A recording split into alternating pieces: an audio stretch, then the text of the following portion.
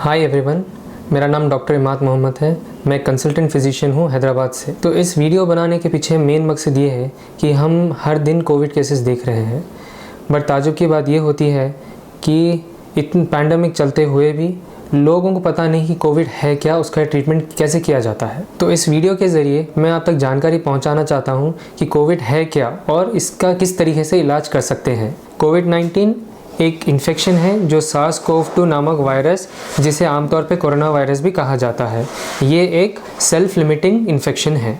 ये बीमारी हवा के ज़रिए फैलती है, यानी कि अगर कोई खांसे या छींके तो ये वायरस हवा में आता है और हवा के ज़रिए किसी और इंसान तक फैल जाता है। तो अब आते हैं प्रिवेंशन की बात। जब हम प्रिवेंशन पे बात करते हैं तो यहाँ पे हम दो चीज़ों पे बात कर सकते हैं। एक तो जनरल प्रिवेंटिव मेथड्स और दूसरे है individual preventive method. General preventive methods में तो ये है कि आप मास्क पहने और सोशल डिस्टेंसिंग करें एंड क्राउडेड कंजेस्टेड एरिया को अवॉइड करें। और जब हम आते हैं इंडिविजुअल प्रिवेंशन मेथड्स पे, यहाँ बहुत इम्पॉर्टेंट बात यह है कि हम अपनी इंडिविजुअल हेल्थ पे भी वर्क करें। हमारे अगर क्रॉनिक इलनेसेस है उसको अच्छे से मैनेज करें, रेगुलर हेल्थ चेकअप्स करवा लें एक फिजिशियन से, जहाँ पे अगर कोई हेल्थ में डिफिशिएंसी है उसे हम करेक्ट कर सकते हैं, ताकि अगर आपको कोविड इन्फेक्शन होता है आप एक बेटर पोजीशन पे होते हो कोविड इन्फेक्शन से लड़ने के। अब कोविड पेशेंट्स में दो टाइप के हैं, एक तो है एसिम्टोमेटिक और दूसरा है सिम्टोमेटिक। एसिम्टोमेटिक का मतलब ये है कि उन्हें कोविड इन्फेक्शन तो है बट उन्हें कोई सिम्टम नहीं है, और ऐसे पेशेंट्स ज़्यादातर ट्रांसमिशन कोविड का फैलाते हैं, मतलब कोविड को ज़्यादातर फैलाने में कंट्रीब्यूट करते हैं। और दूसरा है सिम्टोमेटिक पेशेंट्स। सिम्टोमेटिक पेशेंट्स में हम फिर तीन कैटेगरीज है, एक है माइल्ड टू मॉडरेट कैटेगरी, दूसरा है सीवियर कैटेगरी और तीसरा है क्रिटिकली इल। अब आते हैं फर्स्ट कैटेगरी पे, जो है माइल्ड टू मॉडरेट। इस कैटेगरी के पेशेंट्स में जो सबसे कॉमनेस्ट सिम्टम जो देखा गया है वो है फीवर, थ्रोट पेन या throat soreness, running nose, dry to wet cough, headache, weakness, body pain, loss of smell and taste, loose stools and vomitings, mild pneumonia and उनमें कभी कभार माइल्ड एब्डोमिनल पेन या स्टमक पेन भी देखा गया है। अब आते हैं हम सीवियर कैटेगरी पे। इस कैटेगरी के पेशेंट्स में माइल्ड टू मॉडरेट कैटेगरी वाले पेशेंट्स के सिम्टम्स तो रहेंगे, साथ ही साथ भूख ना लगना, डिहाइड्रेशन होना, ऑक्सीजन लेवल्स का कम हो जाना, ब्रीथिंग या सांस लेने में तकलीफ़ होना, चेस्ट का भारीपन महसूस होना या टाइट महसूस होना और चक्कर कॉमनली देखा गया है। तो अब आते हैं हम क्रिटिकल कैटेगरी में। इस क्रिटिकल कैटेगरी के पेशेंट्स में दूसरे कैटेगरी के सिम्टम्स तो और ज़्यादा देखेंगे ही हम, और साथ ही साथ हाथ पैर ठंडे हो जाना और सांस की तकलीफ़ और बढ़ जाना ऑक्सीजन सपोर्ट पर होते हुए भी। अब आते हैं ट्रीटमेंट पे। पहले बात तो मैं आपको ये बोलना चाहूँगा कि कोविड-19 से डरिए मत, पैनिक मत होइए।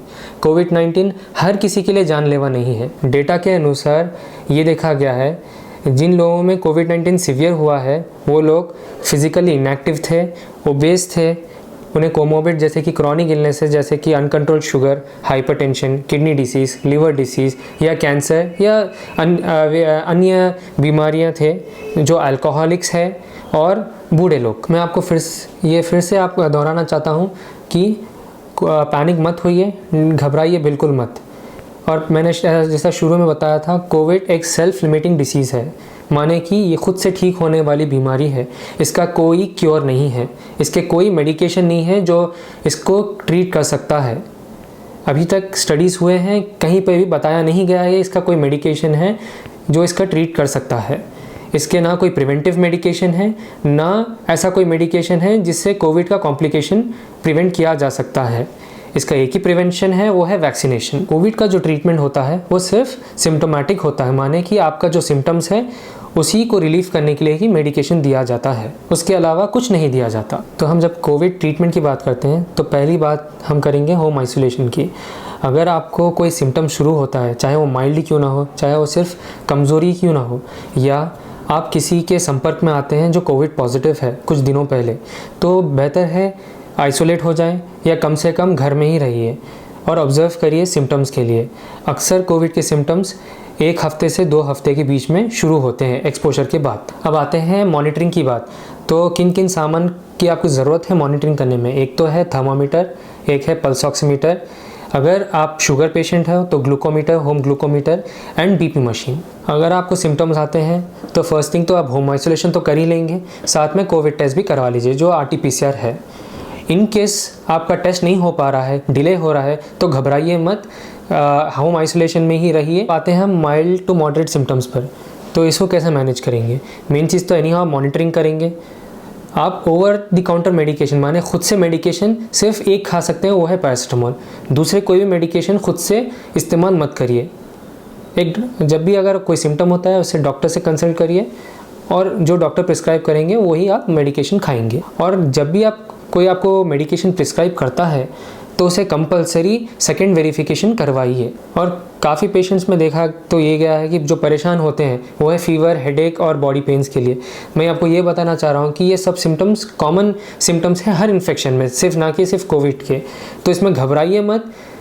और कोविड को टाइम लगता है एक 10 से 15 दिन रिकवर होने में, तो जब तक आपको सिम्टम्स आते रहेंगे तो घबराने की ज़रूरत नहीं है। सिर्फ पैरासिटामोल लीजिए और जितना हो सके रेस्ट करने की कोशिश करिए। और दूसरी कंप्लेन जो पेशेंट्स बहुत परेशान होते हैं वो है कॉफ़। मैं आपको ये बताना चाहता हूँ कि कॉफ़ अगर ड्राई है और उसके साथ आपको सांस लेने में दिक्कत नहीं है, फीवर कंट्रोल में है, तो आप डरने की बात नहीं है, वेट करिए। अक्सर वायरल कॉफ को ठीक होने में 2 से 3 हफ्ता लग सकता है। और तीसरा सिम्टम जो माइल्ड मॉडरेट कैटेगरी का है वो है लूज़ मोशंस। कई लोगों में हमने देखा है कि लूज़ मोशंस होते ही लोग सेल्फ मेडिकेशन जो एंटीबायोटिक्स खाना शुरू करते हैं, विच इज़ नॉट राइट। तो लूज़ मोशंस कॉमन है कोविड में और इसके लिए सिर्फ एंटीबायोटिक का कोई बेनिफिट नहीं है, कोई इफेक्ट नहीं है। तो इसके कृपया करके इसे मत इस्तेमाल करिए। कोविड के मैनेजमेंट में अहम चीज़ मेडिकेशन के साथ ये भी है कि पेशेंट रेस्ट करें और साथ में अपने हाइड्रेशन पर भी ध्यान दें, न्यूट्रिशन पे भी ध्यान दें और कोशिश करें कि 2 से 3 घंटा कुछ ना कुछ खाने की कोशिश करें और उसमें वेजिटेबल्स और फ्रूट्स को ज़्यादा से ज़्यादा इंक्लूड करें। प्रोटीन इंटेक पे भी कंसंट्रेट करें। कॉमन प्रॉब्लम्स हमने ये भी देखा है कि जब हम रेस्ट बोलते हैं पेशेंट्स को, वो कंप्लीट बेड रिडन हो जाते हैं, तो विच इज़ नॉट गुड। तो आप कोशिश तो ये करें कि रेस्ट तो करें बट रेगुलर इंटरवल्स में थोड़ा मूव अराउंड भी करें अपने रूम में, जिससे आप फिज़िकली बेटर रहेंगे और कॉम्प्लिकेशंस भी प्रिवेंट हो सकते हैं उससे। अब आते हैं सीवियर कोविड की तरफ। तो सीवियर में ये देखा जाता है कि इसमें ऑक्सीजन लेवल्स कम होता है, सांस लेने में दिक्कत शुरू होती है, चेस्ट टाइटनेस भी देखा जाता है। तो उसमें डरने की बात नहीं है। आप पहले तो एक CT स्कैन करवा सकते हैं, जिससे ये एटलीस्ट हम कितना निमोनिया है एटलीस्ट हमें वो अंडरस्टैंडिंग हो जाएगी। और आप डॉक्टर से कंसल्ट करिए दूसरे फॉर अदर इन्वेस्टिगेशंस जो इंडिविजुअल बेसिस पे डिसाइड किए जाते हैं। और दूसरी चीज़, सीवियर में ऑक्सीजन लेवल अगर कम हो, 95 के बिलो जाता है, तो ऑक्सीजन सपोर्ट दीजिए। हम हॉस्पिटल में जो ट्रीटमेंट किया करते थे वो है चेस्ट फिजियोथेरेपी, जिससे निमोनिया में काफ़ी हद तक इम्प्रूवमेंट देखा जाता था। और दूसरा आप ब्रीथिंग एक्सरसाइज कर सकते हैं जिस इंसेंटिव स्पायरोमीटर का इस्तेमाल करके, जिससे लंग एक्सपेंशन होता है और ज़्यादा से ज़्यादा जो कंजेशन है वो क्लियरेंस में हेल्प होती है। और इसके साथ म्यूकोलाइटिक का भी आप इस्तेमाल कर सकते हैं जो आपको डॉक्टर प्रिस्क्राइब करेंगे। यहाँ पे हमें दिमाग में ये भी रखना है कि 2 पेशेंट को सीवियर कॉम्प्लिकेशन भी हो रहा है, निमोनिया भी है, मगर उन्हें बेड रिडन अभी भी नहीं करना है। अगर वो थोड़ा बहुत भी मोबिलाइज कर सकते हैं, जैसे कि कम से कम अगर वो बेड पे से उठकर ठहर भी सकते हैं, तो रेगुलर इंटरवल में उतना भी करवाना ज़रूरी है उनको। उनके लेग मूवमेंट्स, हैंड मूवमेंट्स भी ज़रूरी करना है। और ये भी ध्यान देना है कि वो अपने न्यूट्रिशन पे अभी भी ध्यान दे रहे हैं और हाइड्रेट कर रहे हैं प्रॉपरली। और दूसरा एक कॉन्सेप्ट है जो है प्रोन वेंटिलेशन का, जो हम सीवियर रेस्पिरेटरी इलनेसेस में हम किया करते हैं हॉस्पिटल में। ये आप घर पे भी ट्राई करें। जब भी आप सो रहे हैं तो अपने चेस्ट पे लेट कर सोइए। इससे क्या होता है, ऑक्सीजन लंग्स में बेहतर तक जा सकता है और ऑक्सीजन लेवल इम्प्रूव हो सकता है। प्रोन जब सोने की कोशिश करते हैं या चेस्ट पे सोने की कोशिश करते हैं, ये देखिए कि आप कंफर्टेबल हो या नहीं। और उन्हीं लोग में आप करने की कोशिश करें जिनमें ऑक्सीजन लेवल 90 के नीचे जा रहा है। अभी तो हमने देखा सीवियर में तो हम होम केयर तो कर रही हैं। अगर पॉसिबल होता है कि अगर हॉस्पिटल बेड मिलता है आपको तो एडमिट करवा दें, अगर नहीं मिल पाता तो घर पे ही कंटिन्यू करें। अगर आपको लगता है कि पेशेंट के जो सिम्टम्स है वो क्रिटिकल लेवल पे जा रहे हैं तो कंपलसरी उनको हॉस्पिटल की ज़रूरत पड़ेगी।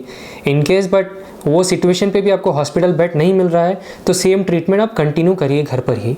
सीवियर कैटेगरी के पेशेंट्स में डॉक्टर्स आपको अक्सर नेबुलाइजेशन भी प्रिस्क्राइब करेंगे। तो आप दो प्रिकॉशंस आपको लेना है नेबुलाइजेशन लेते वक्त। एक तो ये है, जब भी आप नेबुलाइजेशन लेंगे आपका केयर टेकर दरवाजे के बाहर रहेगा, आप मतलब रूम के बाहर रहेगा, वो रूम में सेम रूम में नहीं रहेगा, क्योंकि इससे वायरस का ट्रांसमिशन बढ़ जाता है। दूसरा चीज़ ये रहेगा, आफ्टर नेबुलाइजेशन, जब एक बार नेबुलाइजेशन हो जाए उसके बाद कंपलसरी आप अपना मुंह और गले को साफ़ करेंगे, गागल करेंगे, क्योंकि ये नहीं करेंगे, ये प्रिकॉशन नहीं लेंगे तो फंगल इन्फेक्शन का रिस्क बढ़ जाता है। जैसे मैंने बताया आपको चेस्ट फिजियोथेरेपी के बारे में, तो चेस्ट फिजियोथेरेपी एक बहुत बड़ा इम्पॉर्टेंट चीज़ है जो आप केयर में इंक्लूड कर सकते हैं। तो मगर जब भी आप चेस्ट फिजियोथेरेपी कर रहे हैं तो मेन चीज़ आपको ध्यान ये रखना है कि आप मास्क पहनेंगे और आपका हैंड सैनिटाइज करेंगे और पेशेंट को ही बोलेंगे कि वो मास्क पहने। तो चेस्ट फिजियोथेरेपी के लिए फर्स्ट थिंग ये है कि पेशेंट आराम से कंफर्टेबल बैठा होंगे, ठीक है। उसके बाद आपके हैंड को इस तरीके से एक कप शेप के इसमें बनाना है एंड उसके बाद ग्रेजुअली दोनों हाथ लेके धीरे धीरे आपके पेशेंट के चेस्ट पे ऐसे थपकियाँ देना है, पूरा ऑल ओवर चेस्ट देना है धीरे धीरे। देखें कि पेशेंट को तकलीफ़ नहीं हो रही है। अगर पेशेंट को दर्द हो रहा है तो थोड़ा आप स्लो कर सकते हो उसको। इस तरीके से पेशेंट को हाथ थोड़ा ऊपर करने के लिए बताइए, फिर साइड में दीजिए, ओके। और जब भी आप फिजियोथेरेपी फिनिश कर रहे हो, इसको 10 से 15 मिनट करना है एक साइकिल। और जब भी आप फिनिश कर रहे हो इसको, और पेशेंट को बताना कि मास्क निकालिए और एक पॉलीथीन बैग को मुंह पे कवर करके खांसने के लिए बोलिए। तो जितना वो कंजेशन, जैसे जितना वो म्यूकस बाहर निकाल सकता है उसको निकालने के लिए बताइए। उसके बाद आप रिपीट कर सकते हैं एवरी 4 to 6 आवर्स के बाद। तो दैट्स इट आज के लिए। उम्मीद है कि हमारी छोटी कोशिश आपको बेनिफिट पहुंचा सकती है। और आपको ये बता दूं कि ये वीडियो स्पॉन्सर्ड नहीं है किसी से भी, और हम किसी प्रोडक्ट को प्रमोट नहीं करना चाहते। अगर आपको कोई क्वेरीज है, कोई डाउट्स है, नीचे दिए लिंक में आप आपके क्वेरीज को सबमिट कर सकते हैं। Thank you.